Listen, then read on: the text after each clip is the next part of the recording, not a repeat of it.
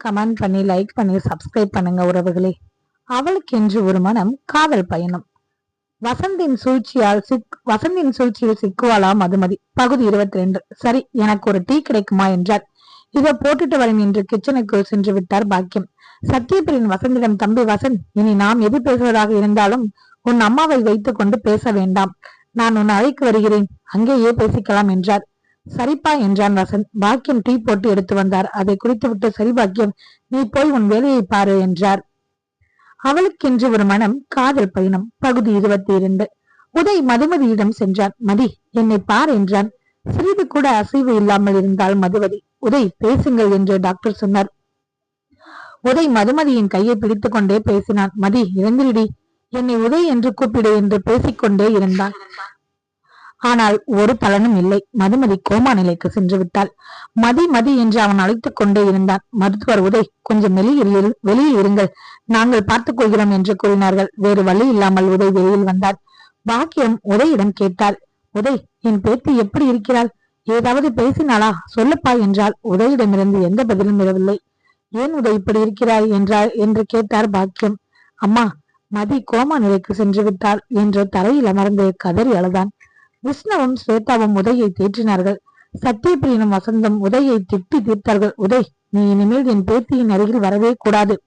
முதலில் இங்கிருந்து கிளம்பு, நாங்கள் எங்கள் பேத்தியை பார்த்துக் கொள்கிறோம் என்றார் சத்யபிரியன். போதும், நிறுத்துங்கள்.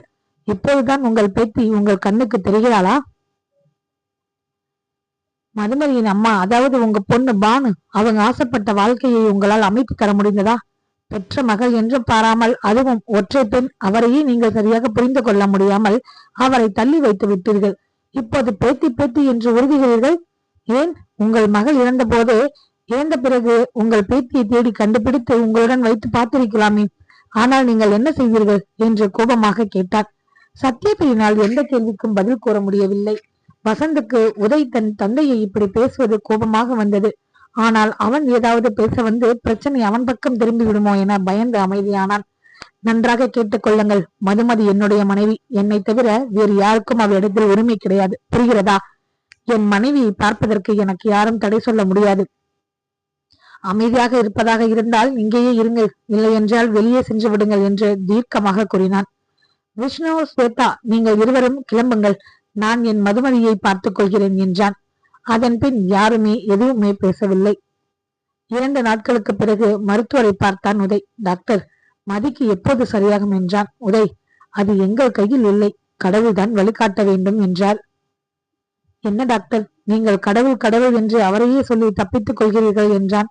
ஆம் உதய், உங்கள் மனைவிக்கு ஏற்பட்டிருக்கும் நிலைக்கு கடவுள்தான் காப்பாற்ற வேண்டும். நாங்கள் மருத்துவர்கள் மதுமதிக்கு வேறு ஏதாவது பிரச்சனை என்றால் எங்களால் முடிந்தவரை அவரை சரிப்படுத்தி இருப்போம். ஆனால் சுயநினைவு இல்லாமல் இருக்கும் ஒருவரை எங்களால் எப்படி சுயநினைவுக்கு கொண்டு வர முடியும்? அதனால்தான் கடவுளை சொன்னேன் என்றார். சரியாகவும் 1 மாதம் ஆகலாம், 1 வருடமும் ஆகலாம். நாம் அதுவரை காத்திருக்கத்தான் வேண்டும் என்றார். நம்பிக்கையுடன் இருங்கள் என்றார். உதய் இப்போது ஒரு முடிவுக்கு வந்தான். மதியை முழுவதுமாக அவனே பார்த்து கொள்ள வேண்டும் என நினைத்தான். அன்று வீட்டிற்கு வந்தவன் விஷ்ணு, ரமேஷ், ஸ்வேதா இவர்கள் 3வரையும் அழைத்தான். நீங்கள் 3வரும் தான் இனிமேல் ஆபீஸை கவனித்துக் கொள்ள வேண்டும். நான் ஏதாவது முக்கியமான மீட்டிங் அல்லது என்னுடைய தேவை இருக்கும் பட்சத்தில் அங்கு வருவேன் என்றான். விஷ்ணுவோ, ஏன் அண்ணா, என்னாச்சு என்றான். இல்லை விஷ்ணு, இனியும் நான் யாரையும் நம்ப போவதில்லை. என் மதியை நானே பார்த்துக் கொள்ளப் போகிறேன் என்றான். சரி என்று 3வரும் தலையாட்டினார்கள். ரமேஷ் உதயிடம், உதய், மதுமதியின் இந்த நிலைமைக்கு காரணமான என் அம்மாவையும் பிரியாவையும் என்ன செய்யலாம் என்று கேட்டான். நான் என்ன செய்ய முடியும் மச்சான்? எனக்கும் அவர்கள் இருவரின் மீது கோபம்தான். ஒருபுறம் நான் பார்த்து பார்த்து செல்லமாக வளர்த்த என் தங்கை, உன்னையும் ஸ்வேதாவையும் மற்ற மாமாவையும் நினைத்து அத்தையையும் என்னால் எதுவும் செய்ய முடியவில்லை. அவர்களுக்கான தண்டனையை அந்த கடவுளே வழங்குவார் என்றான். இங்கே வசந்த் இதுதான் நல்ல சமயம் என்று தன் தந்தை சத்யபிரியனை ஏற்றுவிட்டுக் கொண்டிருந்தான். அப்பா, அந்த உதய் சொல்வதை எல்லாம் கேட்டு நீங்கள் அமைதியாக இருக்கக்கூடாது. என்ன சொல்ல வர வசந்த் என்றார் சத்யபிரியன். ஆமாம் அப்பா, நான் ஒரு டிடெக்டிவ் வைத்து அனைத்தையும் விசாரித்து விட்டேன். இந்த உதய் ஏற்கனவே நம் மதுமதியை கல்லூரி காலத்தில் காதலித்து ஏமாற்றி இருக்கிறான். பின் ஏதோ ஒரு கஷ்டமான சூழ்நிலையில் மதியை காப்பாற்றி அவன் வீட்டில் வேலைக்காரியாக இருப்பதற்காக அக்ரிமெண்ட் போட்டு இருக்கிறான். அந்த வீட்டில் உள்ள அவனது தங்கை மற்றும் உதயின் அத்தை இருவரும் சேர்ந்து நம் மதுமதியை நிறைய கொடுமைகள் படுத்தியுள்ளனர். அது மட்டும் இல்லைப்பா, அவ்வளவு பெரிய வீட்டில் மதுமதி மட்டுமே ஒற்றை ஆளாய் எல்லா வேலைகளையும் செய்திருக்கிறாள். அதோடு வீட்டு வேலைகள் முடிந்த பின் உதயின் ஆபீஸ்க்கு சென்று உதய்க்கு பிஏவாகவும் வேலை செய்திருக்கிறாள். இப்போது சொல்லுங்கள், அவன் செய்தது மட்டும் சரியா? உங்களை கேள்வி கேட்கிறானே, உங்களுக்காகவது பானு அக்கா உங்கள் மகள் என்ற உரிமையில் அவள் மீது கோபப்பட்டீர்கள், தள்ளி வைத்தீர்கள். ஆனால் நம் மதுமதியை கஷ்டப்படுத்த இவன் யார்? இவனுக்கு என்ன உரிமை இருக்கிறது சொல்லுங்கள் என்றான். இவற்றையெல்லாம் கேட்டுக்கொண்டிருந்த சத்தியபிரியனின் கண்கள் சிவந்தது. இவ்வளவும் செய்துவிட்டு என் பேத்தியை கல்யாணமும் செய்திருக்கிறான், இவனை விடக்கூடாது என்று பேசினார். அதற்குள் பாக்கியம் சத்தியபிரியனை திட்டினார். இவ்வளவு பெரிய மனுஷனா இருக்கீங்களே, உங்களுக்கு அறிவு இருக்கா என்றார். என்ன பாக்கியம், வார்த்தை எல்லாம் பெரியதாக வருகிறது. எனக்கு அறிவு இல்லாமலா இவ்வளவு பெரிய சாம்ராஜ்யத்தை உருவாக்கி இருக்கிறேன்? ஆமா, பெரிய சாம்ராஜ்யம். மதுமதி உதயை காதலித்து திருமணம் செய்திருக்கிறாள். அதே போல் அந்த பையன் உதய் மதுமதியின் மீது உயிரையே வைத்திருக்கிறான். உதய் அவளை கொடுமைப்படுத்தி இருந்தால் அவள் எப்படி அவனை திருமணம் செய்திருப்பாள்? அன்று ஹாஸ்பிட்டலில் கூட மதுமதி நம்மை அவள் தாத்தா பாட்டி என்று அறிந்து கொண்ட பிறகு அவள் கணவனை பற்றி நம்மிடம் சொன்னாலே, அவளுடைய முகத்தில் அவ்வளவு ஒரு மகிழ்ச்சி அவள் கணவனை பற்றி பேசும்போது. அதனால்தான் கணவன் மனைவிக்குள் நாம் யாரும் செல்லக்கூடாது, புரிகிறதா உங்களுக்கு என்றார். சரி பாக்கியம், நீ சொல்வதும் சரிதான் என்றார் சத்யபிரியன். சரி, எனக்கு ஒரு டீ கிடைக்குமா என்றார்.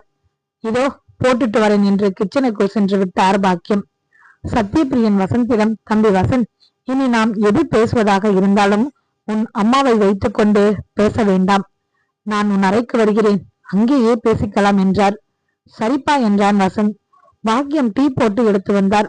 அதை குடித்துவிட்டு, சரி பாக்கியம், நீ போய் உன் வேலையை பாரு.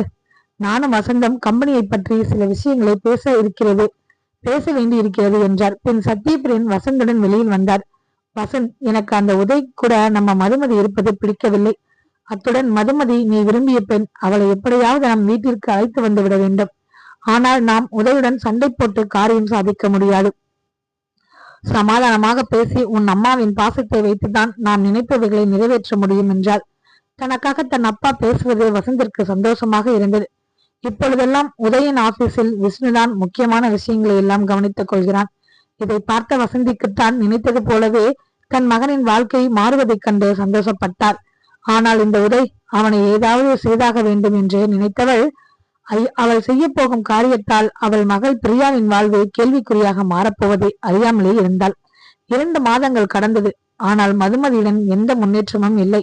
இப்படி இருக்கையில் ஒரு நாள் பாக்கியம் உதயிடம் வந்து பேசினார்.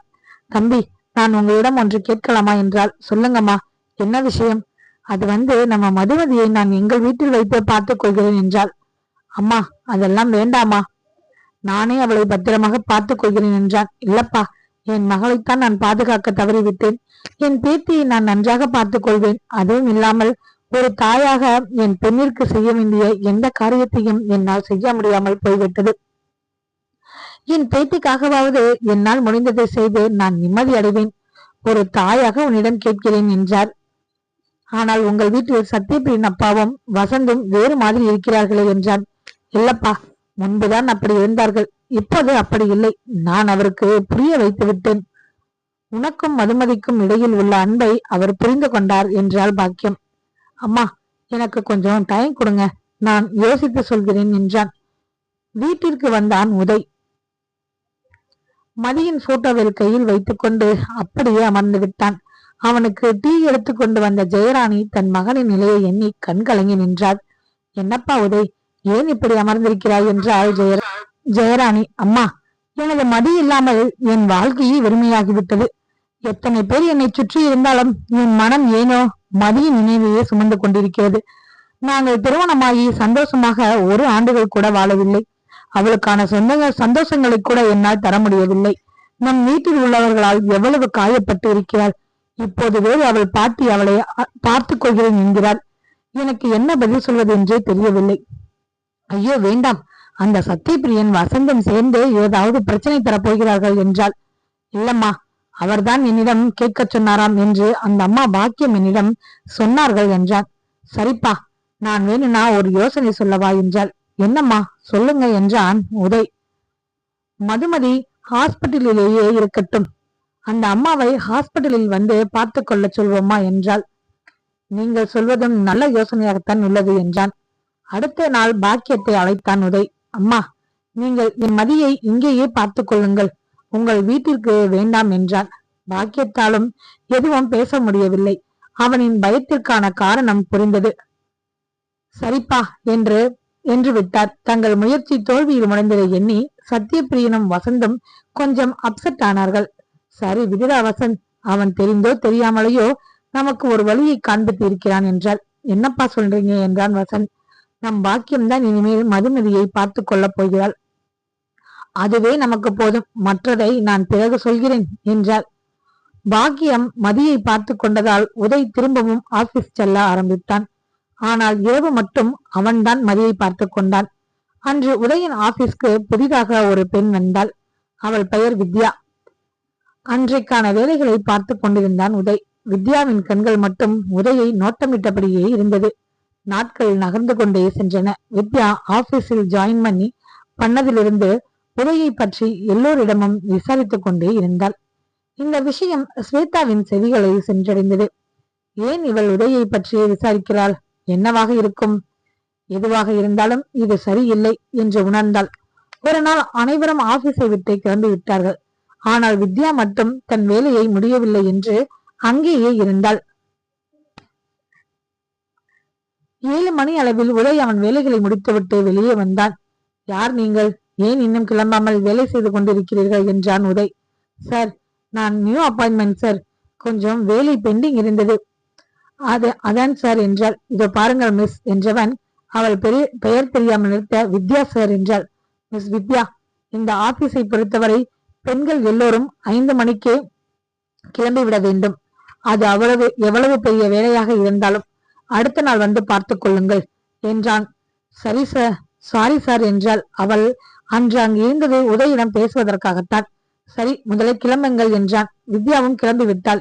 இன்றுடன் மதிக்கு ஆக்சிடென்ட் ஆகி 1 வருடம் ஆகிவிட்டது. உதய் தன் காரை எடுத்துக்கொண்டு மதிக்கு ஆக்சிடென்ட் ஆன இடத்திற்கு சென்றான். அன்று அவன் மதியின் நெற்றியில் கொடுத்த முத்தம் நினைவுக்கு வந்தது. அதே நேரம் இங்கு பிரியா வேறு ஒருவனை காதலிக்க ஆரம்பித்து இருந்தாள். ரமேஷ் அன்று அவளை திட்டிய பிறகு பிரியாவிடம் பேசுவதை நிறுத்திவிட்டான். இனிமேல் ரமேஷை நம்பினால் நம் வாழ்க்கையும் அந்த வேலைக்காரி மதுமதி போலத்தான் என்று நினைத்தாள் பிரியா. பிரியா காதலிக்கும் நபர் வேறு யாரும் இல்லை, உதயன் ஆபீஸில் புதியதாக வேலைக்கு சேர்ந்திருக்கிறாரே வித்யா, அவளுடைய தம்பிதான்.